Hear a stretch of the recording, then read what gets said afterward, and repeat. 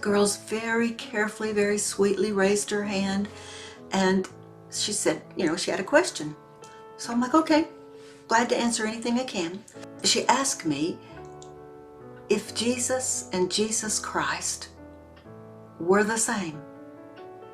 And I wanted to be really careful how I answered that, because it can get a little wordy, and it can get a little staunchy sounding when you describe what the word Christ deeply means. So just for a second, I took a second to answer, and then I said, do you remember when you were a child and your grandmother or your aunt or uncle or your mom or somebody, if they were mad, they said your first and second name? Or if you'd done something really sweet and really wonderful, they would say your first and second name, and it was said with a whole different attitude. And the audience are like, yeah, we remember that. We remember that happening to us. So I said, well, that's the way it is with Jesus.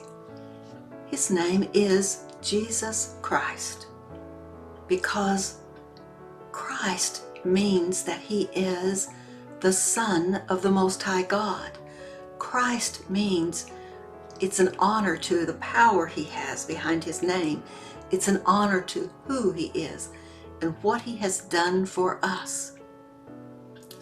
Then I went on to explain to them, when you use the name Jesus or Jesus Christ, it should always be done in respect. Because of what Jesus did on the cross, we always need to give his name respect.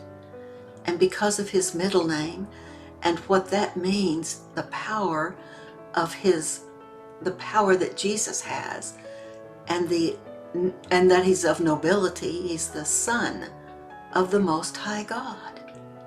So when we say Jesus Christ, we need to always say it with respect. And it was so interesting. The whole group looked around each other and was like, yeah, okay, we get that now. I think that's a sweet story. I think it's awesome, because even as a child, I had to have someone explain that to me. So I thought it was wonderful that the girls in that, and I only worked with women in my prison ministry, so I thought it was wonderful that the women felt comfortable enough to ask me these kinds of questions.